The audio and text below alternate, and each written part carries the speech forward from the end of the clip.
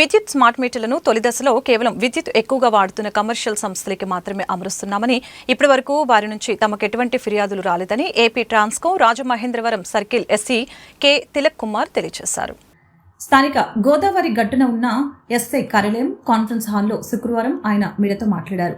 Smart మీటర్లు ఎవరిపైన బలవంతంగా రుద్దటం లేదని, ప్రభుత్వం కూడా ఈ విషయంపై స్పష్టత ఇచ్చిందని తెలిపారు. ఇప్పుడు వినియోగిస్తున్న మీటర్ల కంటే అధునాతన టెక్నాలజీతో వినియోగదారులకు నాణ్యమైన విద్యుత్ను నిరంతరాయంగా సరఫరా చేయాలనే ఉద్దేశంతో మాత్రమే ఈ స్మార్ట్ మీటర్లు అందుబాటులోకి వచ్చాయని చెప్పారు. కేంద్ర, రాష్ట్ర ప్రభుత్వాలు సంయుక్తంగా ఈ స్మార్ట్ మీటర్లను అమరుస్తున్నారని, ప్రజలకు ఎటువంటి ఇబ్బంది కలగకుండా అందరూ అంగీకరించిన తర్వాతనే స్వచ్ఛందంగా స్మార్ట్ మీటర్లు ఏర్పాటు చేస్తామని స్పష్టం చేశారు. సమావేశంలో ఈఈలు నక్కపల్లి శామ్యూల్, ఎం రవికుమార్, రాజశేఖర్ తదితరులు పాల్గొన్నారు. స్మార్ట్ మీటర్ అనేది చాలా అత్యధిక లాభాలున్న మీటరు. ఎలాగైతే మన చేతికి ఓల్డ్ ఫోన్కి స్మార్ట్ ఫోన్కి ఎన్ని తేడాలు ఉన్నాయో స్మార్ట్ మీటర్కి అన్ని లాభాలు ఉన్నాయి.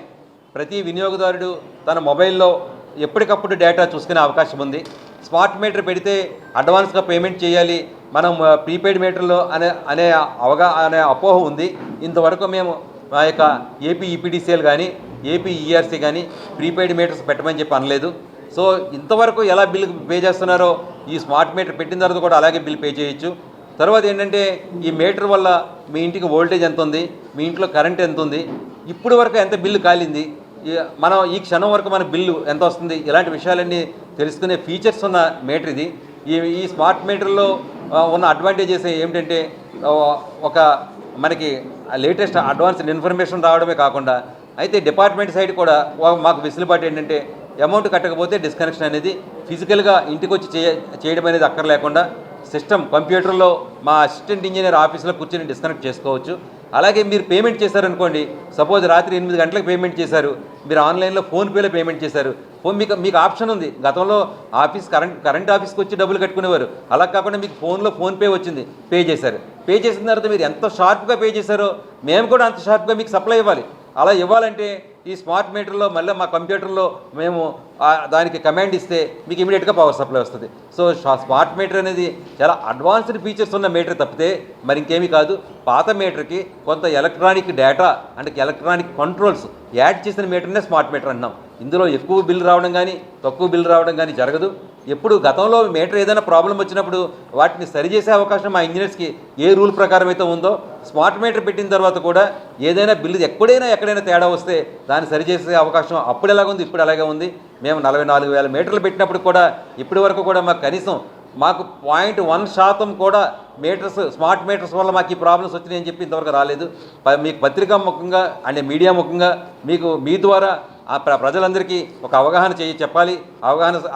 మీ ద్వారా అందరినీ కన్విన్స్ చేయాలనే ఉద్దేశంతో ప్రభుత్వ ఆదేశాల మేరకు మీ ఈ రోజున ప్రెస్ మీట్ పెట్టడం జరిగింది. రాజమహేంద్రవరం దేవి చౌక్లో కొలువు తీరిన శ్రీ బాల త్రిపుర సుందరి కనకదుర్గమ్మ వారిని శ్రావణ మాసం 2వ శుక్రవారాన్ని పురస్కరించుకొని 45,000 రూపాయల కొత్త కరెన్సీ నోట్లతో అందంగా అలంకరించి భక్తులకు దర్శనమిప్పించారు. దేవి చౌక్ కనకదుర్గమ్మ వారిని భక్తులు భారీగా తరలివచ్చి దర్శించుకున్నారు. ఆలయ ప్రధాన అర్చకుడు దొందంశెట్టి శ్రీ కాళహస్తీశ్వరరావు అమ్మవారిని దర్శించుకున్న భక్తులకు తీర్థ ప్రసాద వితరణ గావించారు.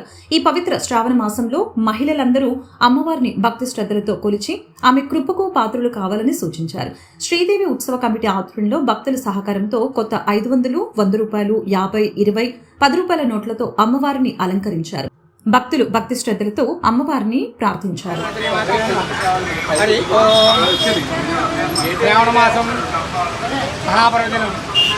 ఈరోజు దేవితో కమ్మల భారతి అమ్మవారి గారికి లక్ష్మీ కటాక్షం అందరికీ లక్ష్మీ కటాక్షం కలగాలని చెప్పేసి దేవి కమిటీ వారి ఆచార్యులు అమ్మవారి కరెన్సీ యొక్క నోట్లు అలంకరణ చేయడమైంది. కాబట్టి ఈరోజు ఎవరైతే అమ్మవారి సేవించి ధరించారో వారికి లక్ష్మీ కటాక్షం కలిగి అన్ని కలిగి శుభంగా కలుగుతాయి. శుభం పోయారు.